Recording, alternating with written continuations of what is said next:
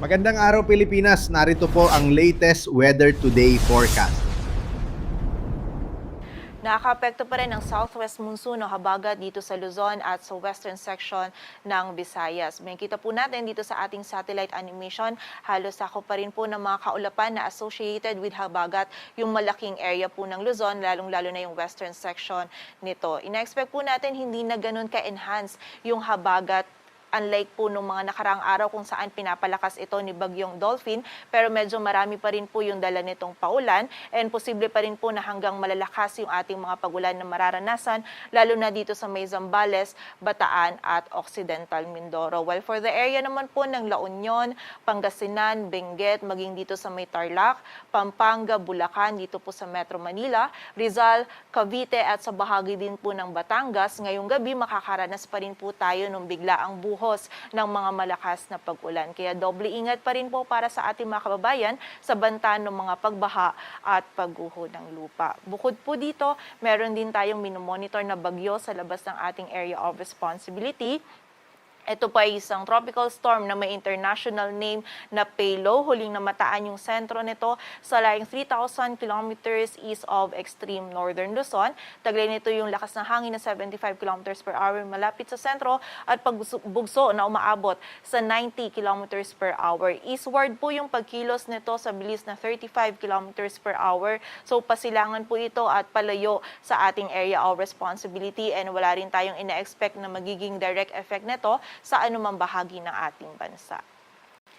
And sa ngayon po, dahil patuloy pa rin yung mga pag-ulan na ating mararanasan na dala ng habagat, nag-issue pa rin po tayo ng weather advisory kung saan possible pa rin po yung 100 to 200 millimeters of rainfall dito sa may Zambales, Bataan at Occidental Mindoro, while 50 to 100 millimeters of rainfall naman sa Ilocos Sur, La Union, Pangasinan, Benguet, maging dito din sa Tarlac, Pampanga, Bulacan, Metro Manila, Rizal, Cavite at Batangas. While for afternoon naman, to Wednesday afternoon is mababawasan na po yung areas na ina-expect natin makakaranas nung hanggang sa mga malalakas po ng mga pag-ulan. So possible pa din yung 50 to 100 millimeters of rainfall sa La Union, Benguet, Pangasinan, Zambales, Bataan at sa area din ng Occidental Mindoro. And for Wednesday afternoon naman to Thursday afternoon, possible pa rin po yung 50 to 100 millimeters of rainfall sa area ng Zambales, Bataan at Occidental Mindoro. So mapapansin po natin,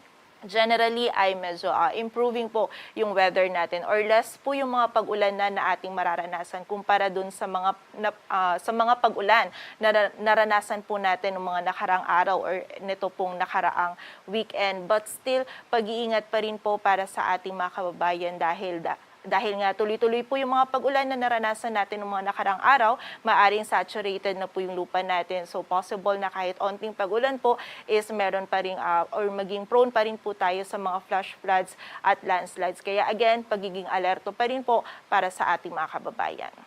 At para naman sa maging lagay ng ating panahon, araw ng Martes, patuloy pa rin po tayong makakaranas ng occasional rains or meron pa rin po tayong mga pabugso-bugso ng mga malakas na pag-ulan dito sa bahagi ng Zambales, Bataan at Occidental Mindoro. Dala pa rin po ito ng habagat. While dito naman sa rest of Ilocos Region, sa Cordillera Administrative Region, Cagayan Valley, maging sa rest of Central Luzon, dito sa may Calabarzon, kasama na rin po dito sa Metro Manila at rest of Mimaropa, may mga scattered na mga pag-ulan pa rin po tayong mararanasan and dala pa rin po ito ng habagat.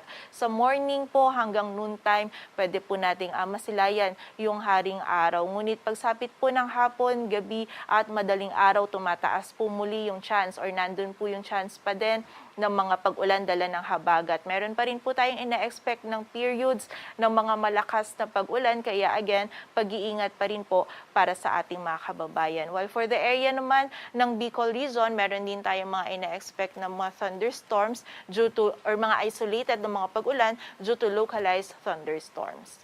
Agwat po ng temperatura dito sa Metro Manila ay mula 26 to 29 degrees Celsius. Dito naman sa bahagi ng Palawan at Western Visayas, possible din po na may mga scattered na mga pag-ulan pa rin tayo na mararanasan. Dala pa rin po ito ng habagat. While for the rest of Visayas at whole area ng Mindanao, magiging bahagyang maulap hanggang sa maulap po yung ating kalangitan. Possible lang yung mga isolated o yung mga biglaang pag-ulan, pagkilat at pagkulog dala po ng localized thunderstorms. Agwat ng temperatura sa Cebu ay mula 25 to 32 degrees Celsius at sa Davao naman ay 26 to 32 degrees Celsius.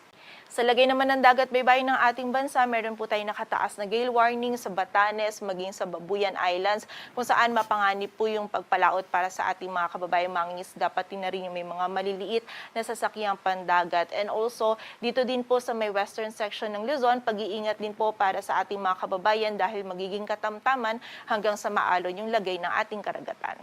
Para naman sa magiging lagay ng ating panahon in the next 3 days para po sa mga piling syudad ng ating pong bansa.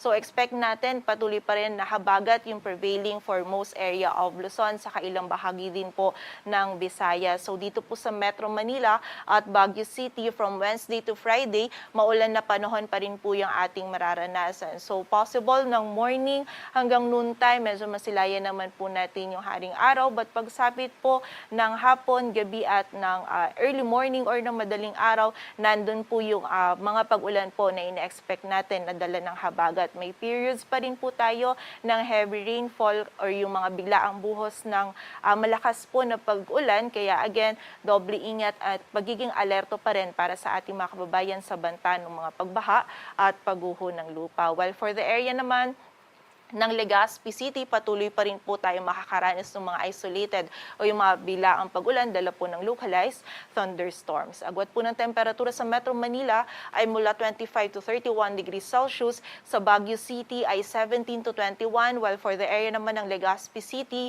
ay 25 to 33 degrees Celsius. Dito naman sa bahagi ng Metro Cebu, Iloilo City at Tacloban City, bahagyang maulap hanggang sa maulap po yung ating kalangitan.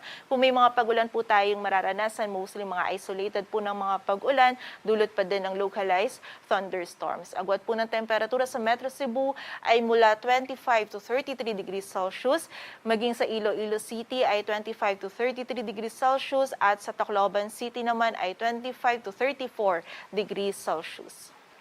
Sa bahagi naman po ng Metro Davao, Cagayan de Oro City at Zamboanga City, bahagyang maulap hanggang sa maulap din yung ating kalangitan. Possible lang yung mga isolated na mga pag-ulan, dala po ng localized thunderstorms. And during severe thunderstorms, posible pa rin po tayong makaranas ng short period ng malakas na pag-ulan. Kaya still, pag-iingat pa rin po para sa ating mga kababayan.